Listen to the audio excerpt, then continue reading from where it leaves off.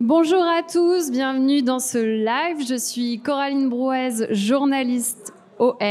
Nous sommes à l'événement We Are French Touch organisé par BPI France, le rendez-vous dédié aux industries culturelles et créatives françaises. Donc tout au long de la matinée et maintenant, j'ai le plaisir d'accueillir différents acteurs de ces secteurs.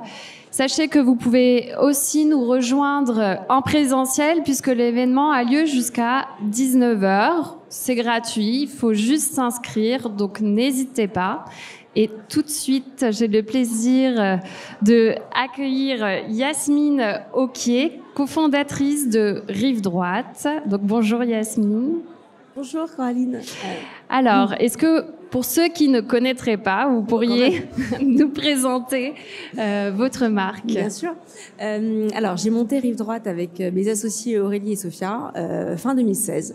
Notre idée, en toute simplicité, on est dans le monde de l'innovation aussi ici, donc je peux le dire. On voulait révolutionner les standards de la mode, qui est une industrie, comme on sait, qui est assez polluante. Qui est aussi le plus grand employeur au monde. Donc, qui dit grosse industrie, dit gros impact. Et nous, on voulait apporter notre pierre à l'édifice. On a développé une marque qui aujourd'hui, merci de le dire, est un petit peu connue, mais en tout cas en France. Et en fait, on fait des produits qui ont la double particularité d'être 100% éco-conçus. Donc, on travaille avec des matières recyclées et upcyclées. Et aussi, on fait de la réinsertion sociale. Et on a implanté au Maroc. Bien, voilà. Super. C'est des engagements qui vous tiennent à cœur et qui d'ailleurs sont en plein dans l'actualité de votre marque, puisque vous avez le plaisir aujourd'hui de nous présenter une innovation. Il me semble que ça fait 2 ans minimum, si ce n'est plus, que vous travaillez dessus.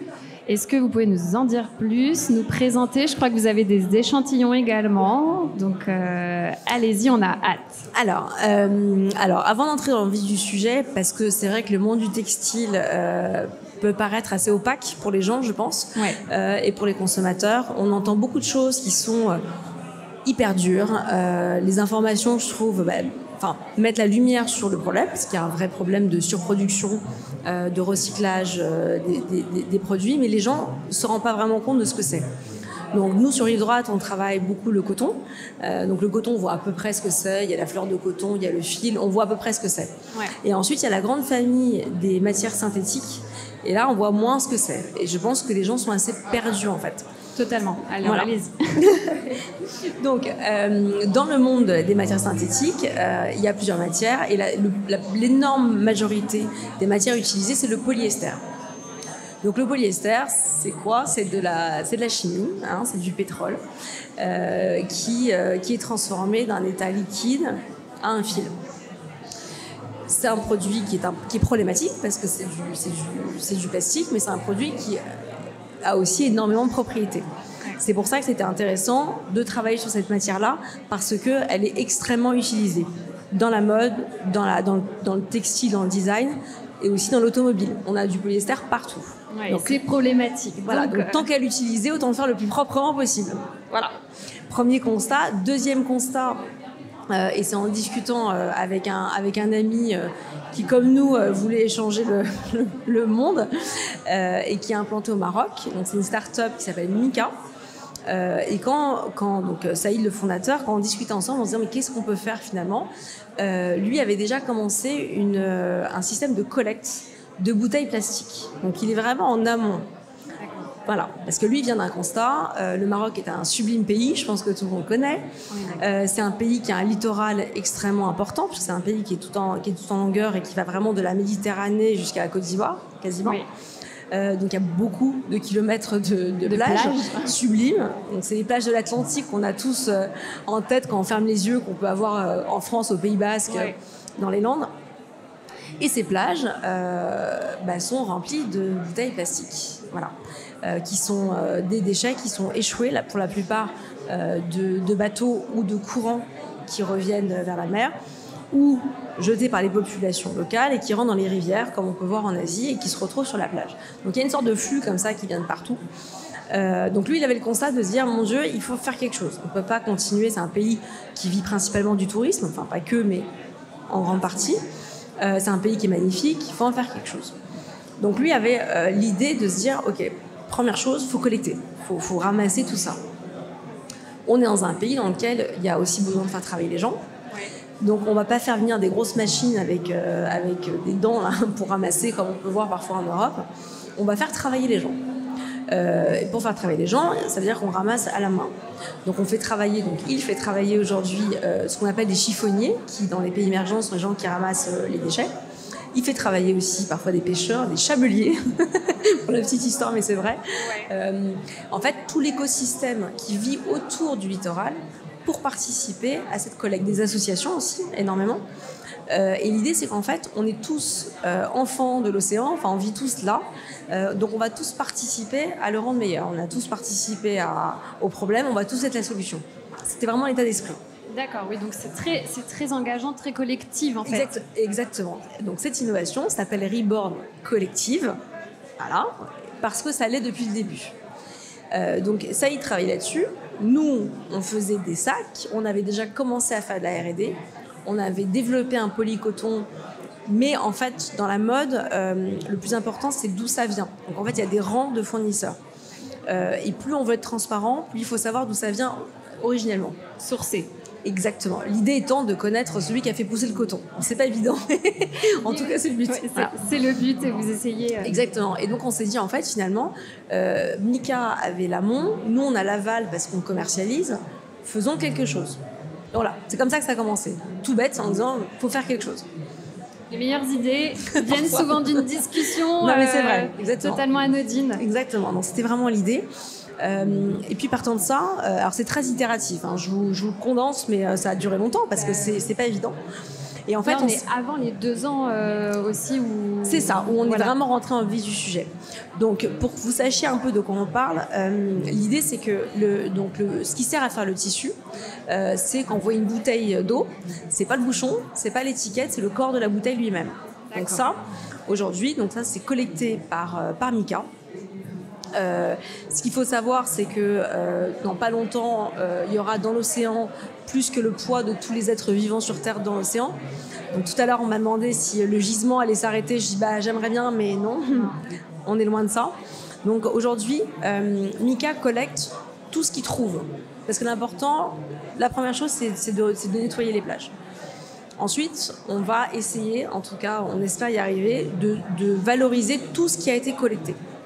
Donc, première étape, on travaille sur ces parties-là. Donc, la bouteille de plastique qui est coupée en petits morceaux, qu'on appelle des flakes. Donc, ça, c'est la partie 1. L'avantage de la façon de faire de Mika, au-delà de faire travailler des gens, c'est qu'en fait, le plastique est très abîmé par le sel, par le vent, sur les plages. Et plus il est abîmé, plus ensuite, après, il faut mettre de la chimie derrière pour le retrouver son état original. Voilà. Donc, l'idée, c'est de pouvoir le ramasser, tout de suite le nettoyer, le désinfecter. Et c'est ce que fait Mika tout de suite. Donc on a une matière première de très bonne qualité. Ça c'est fait sur place du coup. C'est fait sur place, ouais. D'accord. Et ça c'est super important parce que dès le début on travaille avec quelque chose qui a déjà une vraie valeur. Ok. Parce que l'idée c'est qu'on ne veut pas remettre de la chimie. Non. Ou en tout cas d'éviter au maximum. Exactement. En tout cas. Exactement. Ensuite ces flakes deviennent ce qu'on appelle des granules. Donc ces petites billes que vous voyez là. Qui sont en fait la matière presque originelle. C'est-à-dire que le plastique conventionnel ressemble à ça. Avant, on a à peu près ce matériau-là. On revient à l'étape d'avant, ce qui a servi à faire la bouteille en fait. Ok. Voilà. Et c'est la magie du plastique, c'est que c'est de la chimie. Ouais. Et ensuite, donc après 2 ans de travail acharné, parce que le développement c'est dur. Enfin, c'est un métier que j'adore, mais c'est un métier qui est difficile parce que d'abord on vous dit non tout le temps. Oui. Parce qu'on vous dit mais non en fait aujourd'hui 95% de la production de polyester vient d'Asie. On va dire mais vous n'allez jamais pouvoir faire ça près de l'Europe, c'est impossible. Non, il n'y a pas d'usine pour le faire. Non, ce ne sera pas de la bonne qualité. Puis de toute façon c'est trop petit, aucun industriel voudra travailler avec vous. Il faut s'accrocher, il faut y aller. Non. On a eu beaucoup de non. Nous, on n'aime pas trop qu'on nous dise non, donc on a continué. En se disant, on sait qu'on tient un truc. Parce qu'aujourd'hui, il y a beaucoup de marques qui veulent travailler avec des matières recyclées. Aujourd'hui, on va pas parler géopolitique, mais aujourd'hui tout vient d'Asie, donc le coût de transport coûte très cher. Les droits de douane sont un peu fluctuants, c'est l'actualité. Et en vrai, aujourd'hui, chaque continent devrait gérer ses propres déchets en fait, et devrait gérer le fait d'en faire quelque chose. Donc nous, on a toujours cru qu'on devait, nous, bassin méditerranéen, prendre notre destin en main en fait. On ne savait pas si on allait y arriver.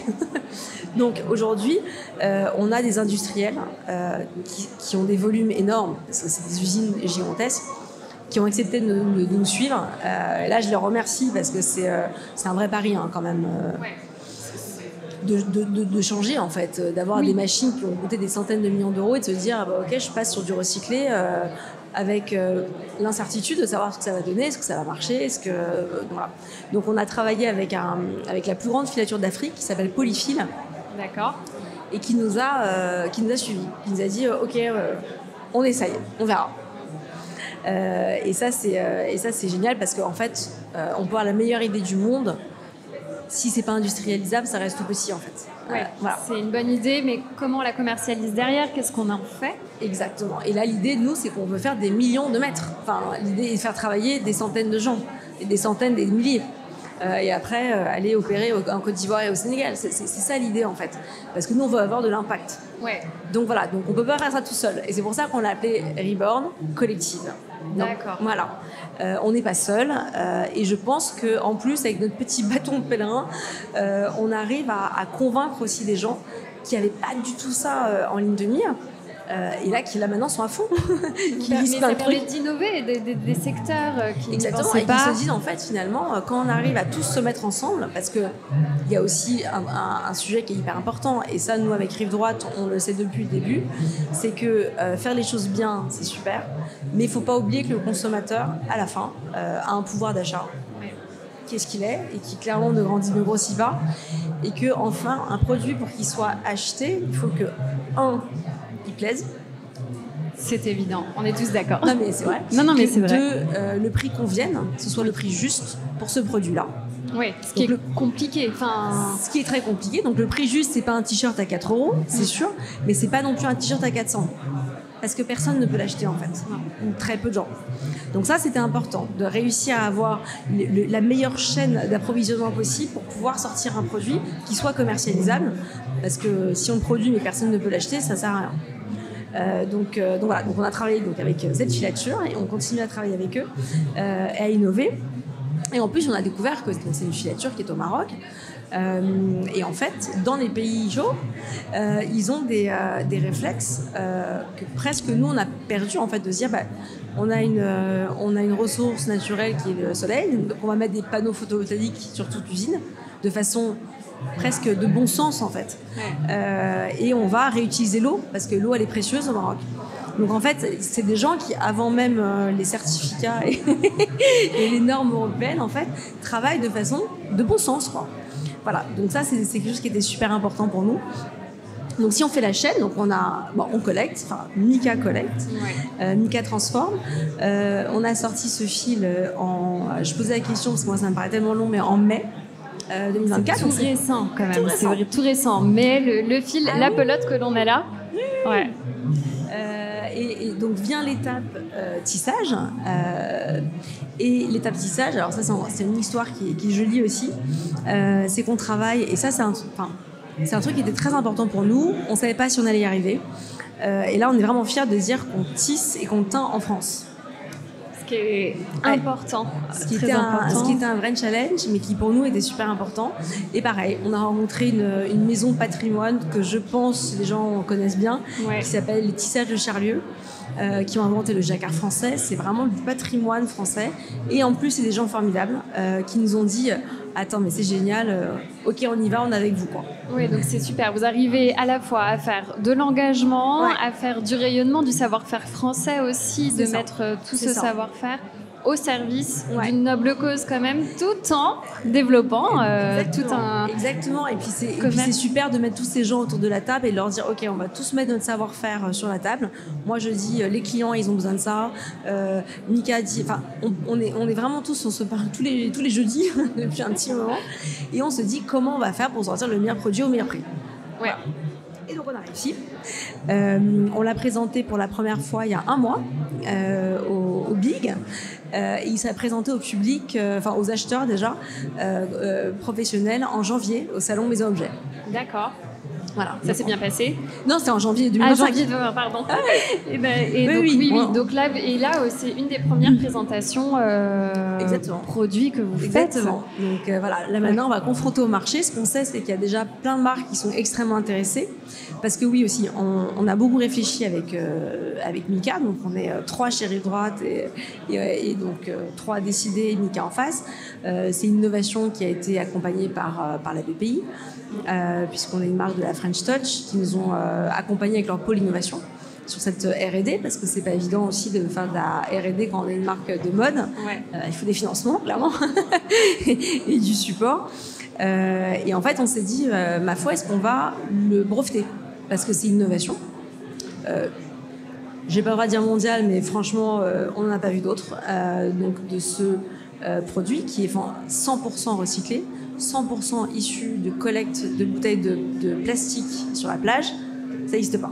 Non. Voilà. Et on peut en faire du coup... Et on peut en faire plein de choses. Plein de choses. Exactement. Vous, au niveau du sac que vous avez ici, c'est un moyen. Exemple. Exactement. Donc ça, il est sorti des ateliers il y a 2 jours, je crois. Donc c'est vraiment récent. Exactement. Donc ça, c'est un sac. Donc du coup, pour Rive Droite, on a choisi d'avoir un bénéfice client parce que pour nous, c'est hyper important qu'il y ait un bénéfice client. De la R&D, pour de la R&D, moi j'adore ça, mais bon, faut que ça serve à quelque chose. En l'occurrence, ce tissu-là, il est water resistant, c'est-à-dire que parce qu'aujourd'hui, on vit dehors, on est à vélo, en trottinette, on a beaucoup de mobilité douce, ce qui fait qu'en fait, c'est important d'avoir un produit qui a un bénéfice client important. Et là, il est water resistant. Donc ça, Donc ça, c'est génial. Et on s'est dit, est-ce qu'on va garder cette innovation pour nous et la breveter? Donc quelque part, c'est brevetable, mais quelque part, on fermerait presque le marché. On s'est dit non, nous, on va pas être déprimant aujourd'hui, c'est un jour joyeux, mais on a tous besoin de se mettre ensemble, justement en collectif, pour trouver les meilleures solutions possibles pour régler ces problèmes. Donc en fait, l'idée, c'est qu'on veut travailler pour d'autres. On veut pouvoir développer des tissus pour eux. Une marque qui voudrait se lancer dans ce que nous on appelle le monde joyeux du durable, parce que c'est joyeux, c'est pas triste, tout ça. Une fois qu'on a dépassé le constat, les solutions. Mais oui, c'est vrai. C'est pas facile, mais en même temps, c'est pas fermé. Il y a des solutions. Exactement. Le constat est terrible, mais les solutions sont très joyeuses. Voilà, c'est ça le message. Donc en fait, une marque qui voudrait travailler avec cette matière, mais ça peut être de la mode, ça peut être du textile, ça peut être de l'automobile, ça peut être une collectivité, parce qu'en fait, ce genre de matière, ils peuvent être traités avec toutes les normes nécessaires pour, par exemple, faire des tissus pour un hôpital ou une maison de retraite, c'est complètement possible. Ce qui n'est pas possible avec du coton, par exemple. Vous voyez ? Oui, donc on est vraiment aussi face à un produit qui innove, qui est écolique. On peut pas faire plus. On peut pas faire plus, et en même temps qui a de nombreuses possibilités d'usage. C'est très important. Exactement. En fait. Ça ouvre c'est un terrain de jeu qui est énorme. Il y a un boulevard. Oui, complètement. Et puis en plus, là, c'est du 100%, ce qu'on appelle beach plastique, donc du 100% issu des collectes sur la plage.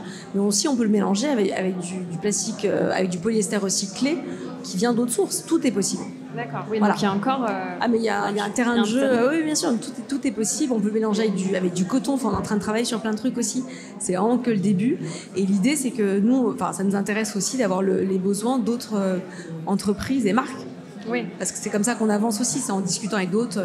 Et de pouvoir du coup développer les horizons. Exactement, et c'est pour ça qu'on est ici aujourd'hui, parce que aujourd'hui c'est un endroit où tous les gens qui sont intéressés par ces choses-là vont venir se renseigner, innover. Enfin, je pense qu'il y a plein de collaborations qui sont nées à We Are depuis que ça existe. Donc c'est pour ça que c'est important pour nous de présenter ça ici, quoi. On comprend. En tout cas, merci beaucoup pour votre temps. Avec grand plaisir. On vous souhaite une belle continuation avec ce beau projet. Merci beaucoup. Merci de nous avoir suivis. Et moi, je vous retrouve rapidement pour un dernier live avec Antoine Quérol, qui est le cofondateur et producteur d'Atlas. Merci à tous.